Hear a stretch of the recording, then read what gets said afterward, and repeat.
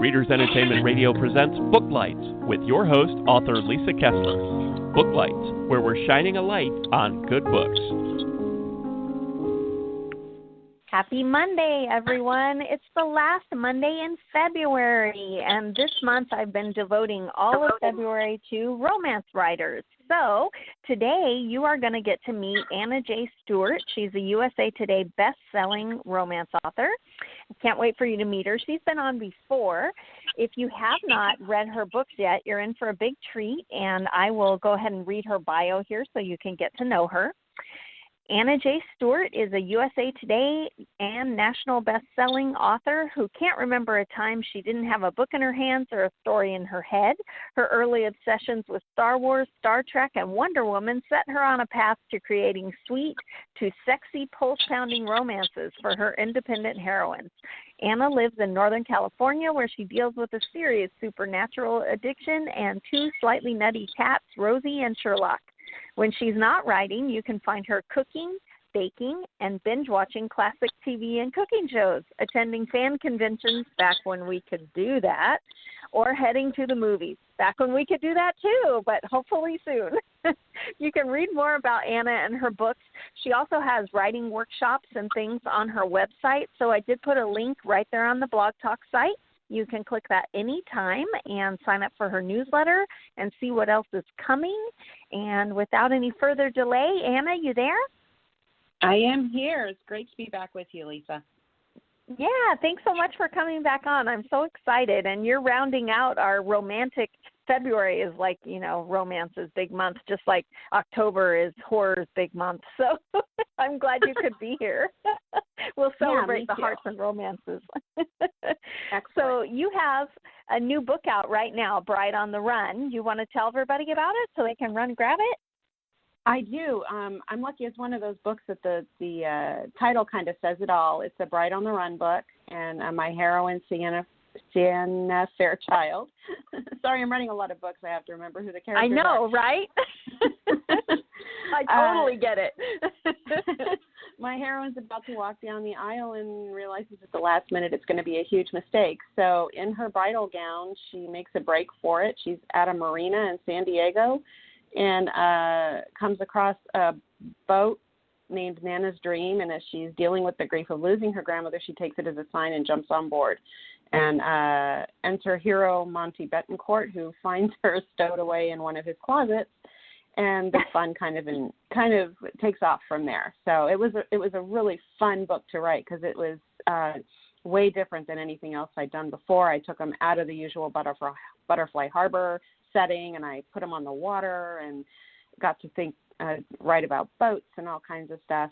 And it was a really fun book to write, and I think readers are really enjoying it. Oh, that's so cool. And you got to love a Bride on the Run story because just the image of, her running away in a wedding gown. I always think of Smokey and the Bandit, where she's in the wedding gown and she jumps in the car and she's taking off pieces of it while they drive. Yes. Yeah, so I always think about that was one of the images. Yeah, that came to me. And then also the video from the Chicks. What was it? I forgot what the song was, but they had that big hit back in the day. Oh, yeah.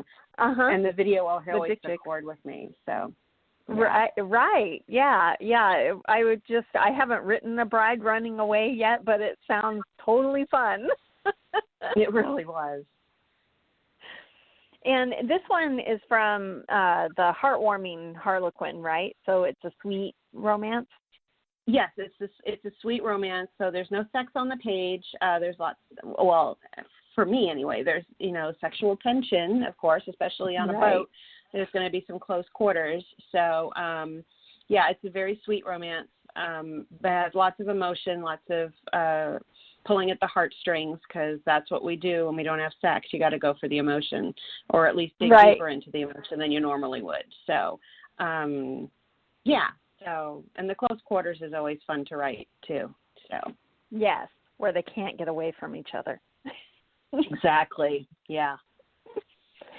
And the book that's coming up, you have another book that's coming out like next week, right? The Colton 911 Undercover Heat.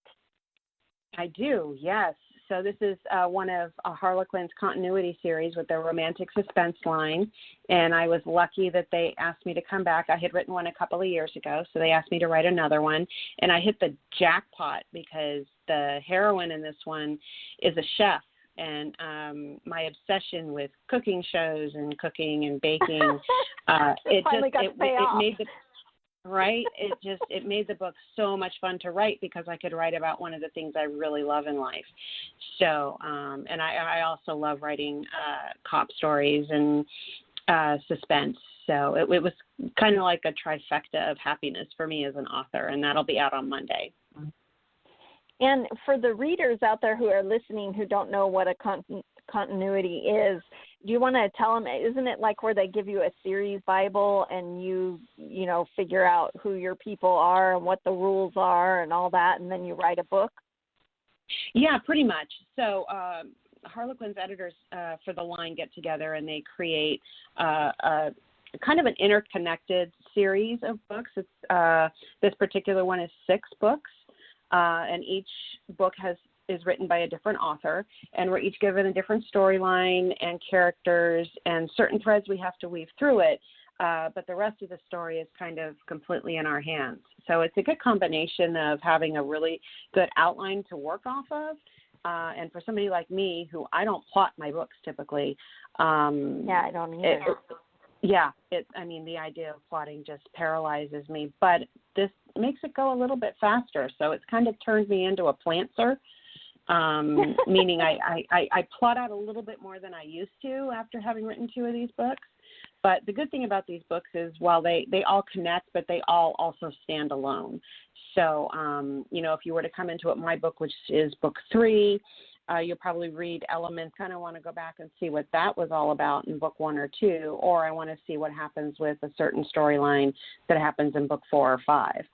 So, and it's like I said, they're really fun to write, and you also get to be connected to some really great authors. Yeah, I was going to ask, do the authors all, do you guys have an email loop where you go, hey, are you guys going to do this? Or you warn them that I threw in a dog? Or do you guys all talk?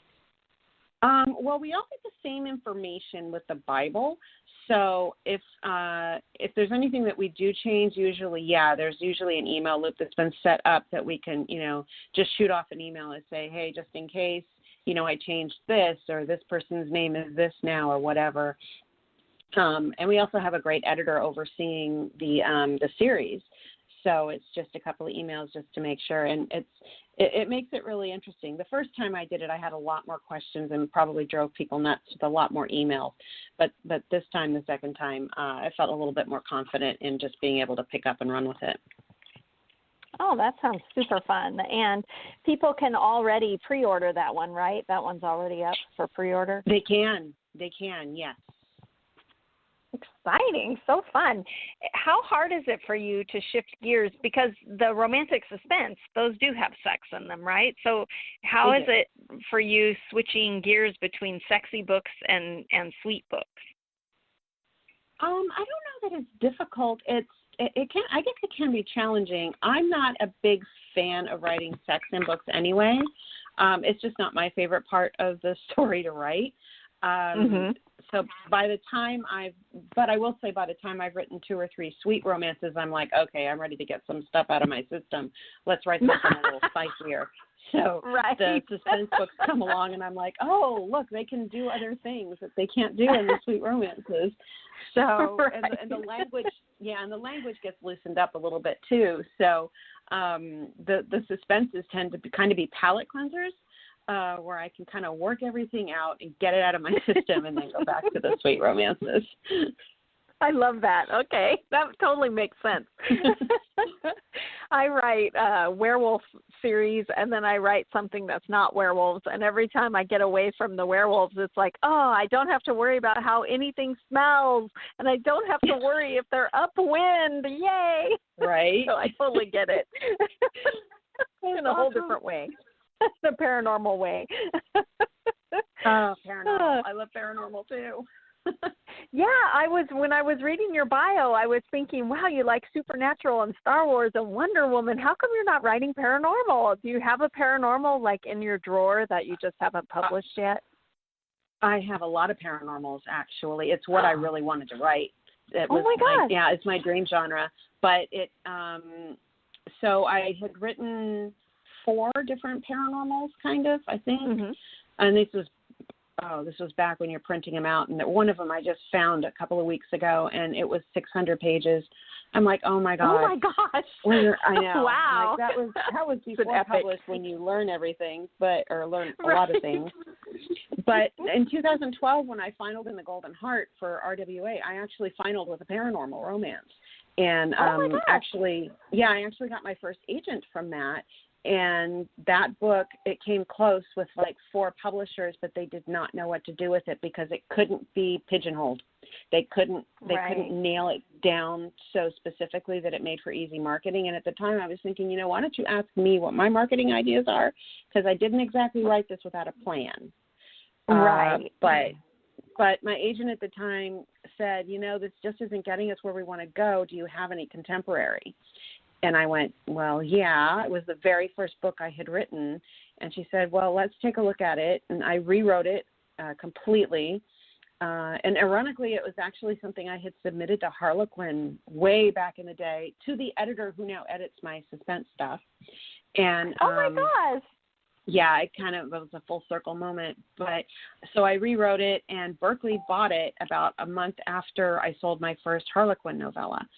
So the contemporary was where I landed, even though, the paranormal is really what I would love. Where your heart is, writing. yeah. It is, yeah, although the suspense comes, second for sure. Right. I mean, I love writing it all. Suspense has kind of the same elements, life and death and big stakes and all that kind of thing. If I had to give up paranormal, I would go definitely towards suspense just because I like those big stakes. Exactly. So, and it's funny because I have been thinking about digging out that paranormal again that didn't make it with the publishers. And not that I want to self-publish, because I do not have the attention span or the dedication to be able to do that properly. But there are some new publishers out there that I would consider sending it to, I think. But as long as I'm contracted for what I'm contracted for, that's going to have to wait until I do a little bit of a catch-up. Yeah, you're really busy. Yes. Yeah. Yeah, you're really busy right now. But, oh, my gosh, that would be so exciting. You have to come back and tell me if you do that. I will. I'll buy it. Yay! See, you've already got one sale. I'll put that in my query letters. I've already got a guaranteed sale from one reader. Yes. Oh, my gosh. Well, I was also going to ask you, because I've been asking most everybody who comes on the show, readers are curious just because, we're always in the writer cave writing, but I've been asking everybody, how has it been different for you writing during a plague? I mean, we all thought we had been training for this moment, but it's actually been really difficult to write. How have you been, writing happily ever after while you had fires up in Northern California? I mean, how are you getting through your writing process? Are things different, or, how are you doing it? It has been a year. Right? I was actually doing really, really well, churning out the books until I think probably last April. And I think because I'm in California, we locked down pretty early, which, like you said, I'm a very solitary person anyway. I spend most of my time in the house, but when you're told you have to be in the house, it plays with your head. It really does. And, I mean, trips to the grocery store became like second only to Disneyland, because you actually got to get out and see something other than your walls. But no, I shut down. It was not easy to get the words on the page. And I think it's because you're just waiting for the hatchet to fall. You don't know what's going to be coming next. You don't know what the news is going to tell you, or what your next door neighbor is going to be doing, or something's going to be wonky. And for a creative mindset, we already live in that space. So when reality adds to it, it like doubles it. So, and then I was just getting back to it, and then my mother came down with some serious health issues, not COVID, fortunately, and we're on the other side of it now, but that's only been within the last couple of weeks. So I literally have been lucky to get maybe 2-3 pages average a day, and there have been weeks I haven't been able to write, which when you've got deadlines looming and you only get paid when you meet those deadlines, so you have that on top of things, it adds a stress that really it's not easy to work your way out of. The good news is I can finally kind of see the rainbow at the end now for various reasons. I will say it was interesting, and not to get political, but January 20th seemed to have been a turning point for me in that I felt a lot of weight lift, and then news of the vaccine and that was going to be coming, and not so much worried for myself getting it, but getting my mother to get it. For your mom, right. Exactly, because if she gets COVID, that's going to be it. I mean, with her underlying health problems, that's just the way it is, and it's like that way for so many families. So finally being able to see where things might be going instead of just a dark looming tunnel of unknown, I think has finally, I've been able to raise the curtain on the creativity. So I've got 2 books, and I will say my editor, Arlequin Catherine, has been phenomenal. I had to call her at one point and said, look, I'm just not going to be able to make these deadlines. And she goes, it's okay. What can we do? And there was never a question. There was never a fight back. It was all, how can we make this easier on you? And it's one of the reasons I love working with Harlequin is because they do see me as a person. And they realize that, we've all had going through a lot of things, and that no 2 authors are alike, and they're not going to be dealing with things in the same way. So they've been really supportive in that. Yeah, and that definitely is a huge help, because once the stress comes on, it gets really hard to be creative, and then you add, the stress of a deadline, and it's crushing. Yeah, it really can be. But fortunately, the sun is shining probably just as it is now, and I don't think I will ever begrudge the sun ever again. Right. So what's next for you? You obviously have these 2 books right now, but what are you working on next? So let's see. I've got an April novella coming out in an anthology from Kasich Romance. That'll be called A Second Chance at Love, I think is the anthology's name. The link should be up for that pretty soon, I'm hoping. And then I have, I've got my next Butterfly Harbor book coming out in August, and that's a really fun one. It's number 10 in the series. Bride on the Run was number 9, and they all stand alone, but they all have recurring characters. So you get to revisit with all the town folk and all the previous heroes and heroines. You always see them popping up in different stories. So, and then I'll only have 2 more books to write in that series, and I'll be done with it, because it was always just going to be 12 books. Yeah. So now I've got to. Was it just one family, or? No, it's actually Butterfly Harbor is a town in Northern California modeled after Pacific Grove in the Monterey area, which is like one of my favorite places on the planet to go. It's just gorgeous. And no, it's a small town community, and there are some brothers and sisters, not too many. I think I had a set of twins, Frankie and Monty is the hero of the Bride on the Run story. So I always tend to write close-knit communities, lots of friends, and I do family found, meaning a lot of my characters, heroes, heroines, secondary, they've made their own families among their friends. And I think that's because I've done the same with myself. So it's what I write. It's what I love to read, actually, going back to, the Nora Roberts trilogies and the way that she would create those small families out of friendships. That's really what I always strive to do with any of my books. I do that with my suspense books as well. My Honor Bound series, which I'm trying to think, the next one to that will be out, I think, next January, which is my Prison Break series, my Prison Break book, which was really fun to write. But that's the 5th one in the series. But you get to see all the characters from the previous books pop up in that. So yeah, so I have a lot of irons in the fire, a lot of books to write. That's for sure. Yes, yes. And I love that when I was first starting out, I was very worried about, what do you do when you run out of book ideas? But I didn't realize once I started writing books that then more ideas come. There are so many more ideas than we have time to write. So I love that. And the way those secondary characters just pop their heads up and they go, hello, I'm more interesting than what you're writing now. Come play with me. And then you have to try to figure out, okay, I have to stay focused on this book and I can use you as a reward when I get to you. Right.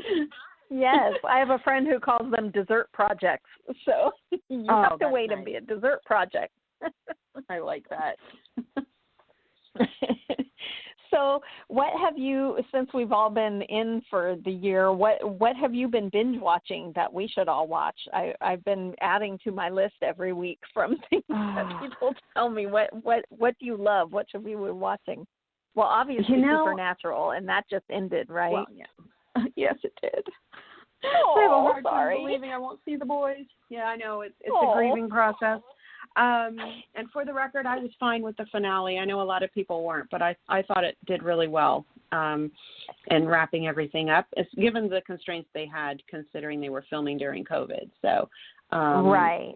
And didn't they have really 13 seasons or something like that? It was really long.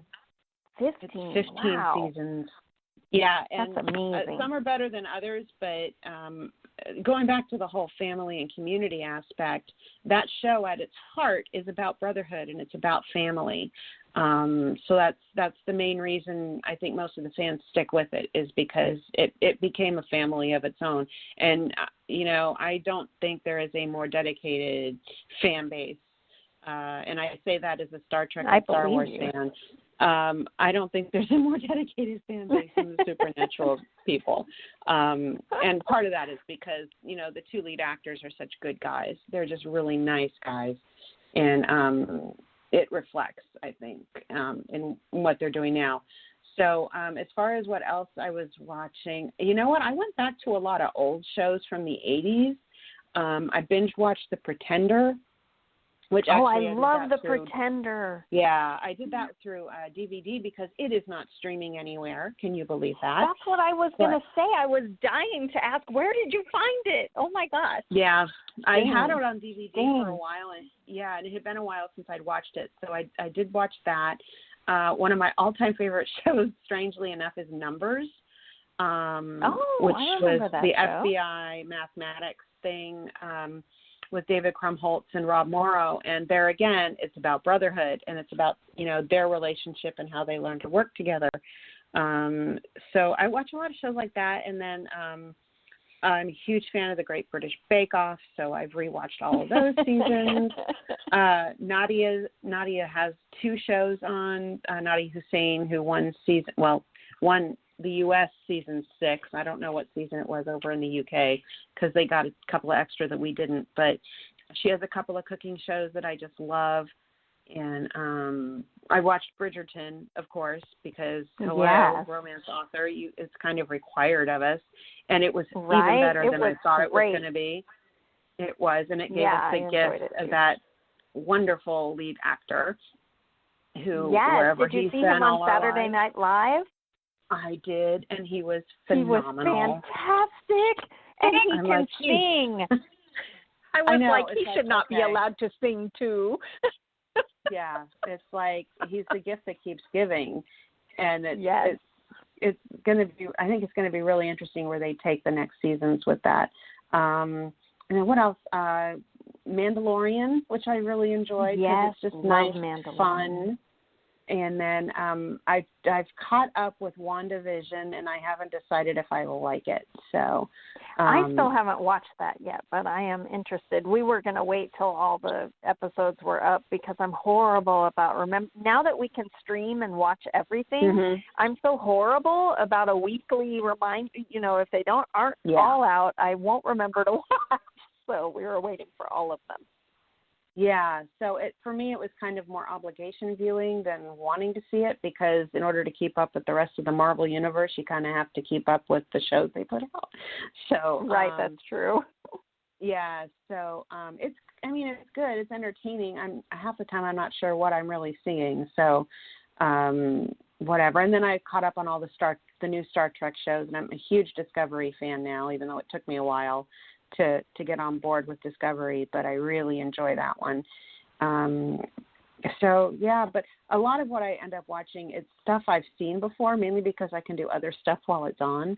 Right. Because it's like a comfort watch.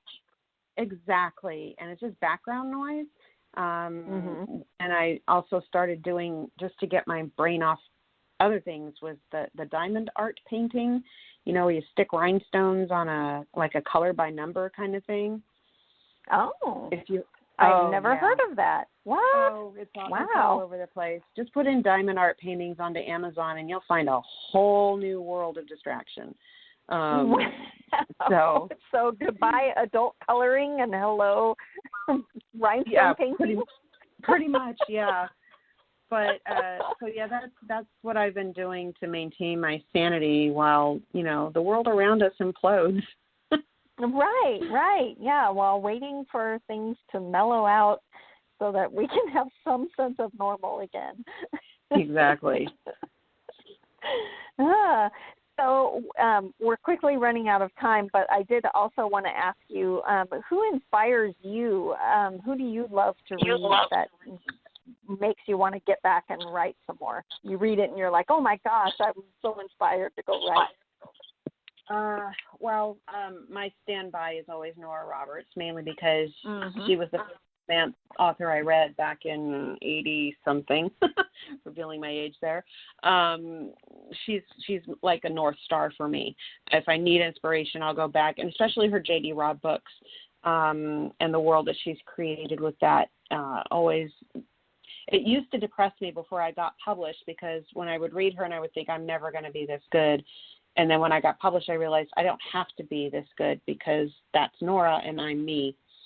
So right, you have your own voice. Exactly. So now she's just she's reward reading, and she's who I go to when I am just stuck and I'm like, okay, I just need to decompress. So her, Sherilyn Kenyon, although I'm way behind on her books, way behind. And then I've been trying to read a lot more contemporary romance. Reese Ryan, who writes for the yes, I love Stewart Desire line, she's absolutely amazing. Her books are fabulous. I was very late to the party on Maisie Yates, so I've been reading her. And my tried and true Brenda Novak is always good. And of course, I used to work for her as her assistant. So what? I didn't know that.